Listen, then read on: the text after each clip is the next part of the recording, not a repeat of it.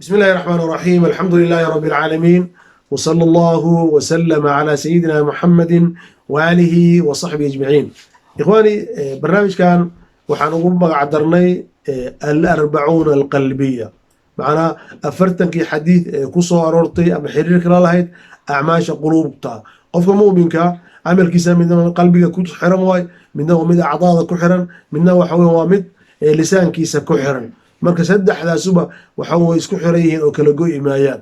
sababta islaamku ama iimaanku in lisaanka laga sheego, qalbiga laga ictiqaadiyo, xubnaha lagu camal falo. marka axaadiista waxaan ka soo qaadanay kitaab la yidhaahdo al-arba'uun al-qalbiyya min kalaami khayri al-bariyya, afartanka axaadiis ee qalbiga ku tacalluqda ee laga wariyey nabigeena moxamed calayhi salaatu wasalaam.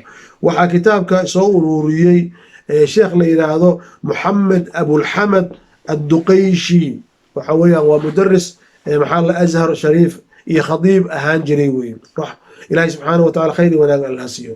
marka mar walba waxaan isku dayi doonaa in hal xadiid oo ka mid ah axaadiista afartanka aan meeshaan idinku soo gudbino haddii ilaahay subxaana wa tacaala uu naga ogolo.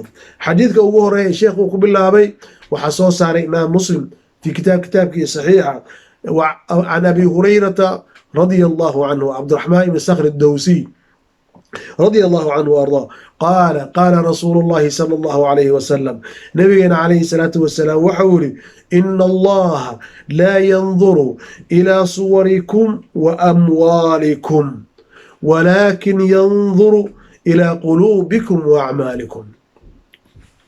نبينا عليه الصلاة والسلام وحول ليه إلهي سبحانه وتعالى فيرن مايو صورة دينا، إلهي سبحانه وتعالى فيرن مايو ولا وأموالكم، أما حولها أدليذهين.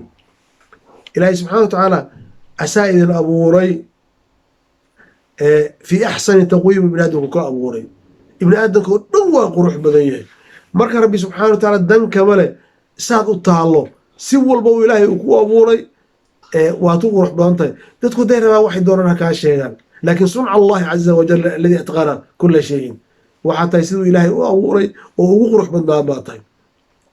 xoolahadana danka male oo waxaad leedahay waxaad qabto. riwaaya kale waxaa soo wa ilaa ajsaadikum, jirkiina ilaahay subxaana danka male. inaad xoog leedahay, inaad gaaban tahay, inaad buuran tahay, danka male.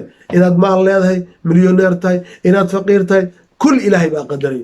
qof walbana wixii u suubanaada ayaa ilaahay subxaana watacaala uu siiyey, ama xoolo ama xoolo la-aana. walaakin ilaahay subxana watacaala yanduru ilaa quluubikum wa acmaalikum, laakiin ilaahay subxaanahu wa tacaala waxa uu fiirinayaa qalbigaada maxaa ku jira, camalkaadana muxuu yahay. qalbigaada ma khayr baa ku jira mise xumaati baa ku jirta. acmaasha aad samaynayso ma acmaal wanaagsanoo ilaahay raalli uu ka yahay oo diinta ogolaataa, mise waxa waa acmaal ilaahay iyo rasuulkiisu ay diideen waay.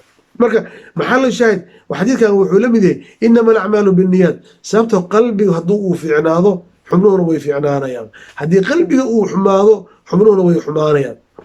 mararka qaarkood waxa laga yaaba ibni aadamku in qalbigaaga xumaato ay kusoo dhacaan. nabigeena calayhi salatu salaam waxa uu noo sheegay inaan lagu haysanin haddii aadan ku hadal ama aadan ku camal falin. mararka ibni aadamka waswaas baa jira, shaydaan baa jira. haddii aadan ku camal falin ama aadan ku hadlin waxba laguma haysto. walidaalika intaa kasii wanaag badan weliba nabi calayi salaam waxa uu noo sheegay qof hadduu xasano uu hamiyo, wanaag inuu sameeyo uu hamiyo oo uu sameeyo, dee waxa weeyaan toban baa loo qorayaa. haddii uu hamiyo laakiin uusan samaynin hal ajir baa loo qorayaa. subxana allah. haddii xumaata uu hamiyo oo uu sameeyo hal sayi-a loo qorayaa. haddii laakiin intuu xumaata uu hamiyo haddana uusan samaynin oo uu ka tago, ilaahay subxana wataala wanaag baa loo qorayaa. marka ilaahay subxana watacaala marka fiirin maayo xoolaha aad leedahay, fiirin maayo qaabkaad u taalo, fiirin maayo reerka aad ka timid, fiirin maayo waxa kugu hareeraysan. ilaahay subxana watacaala wuxuu daalacnaya oo uu fiirinaya quluubteena. ma quluub saafiican baa? ma quluub ilaahay u jihaysan baa? ma quluub ilaahay rabtaa? ma quluub aakhira danka lahaa? ma quluub naar ka cabsanaysa? ma quluub maxalla janno rabtaa? ma quluub ummadda wanaag iyo khayr la rabtaa?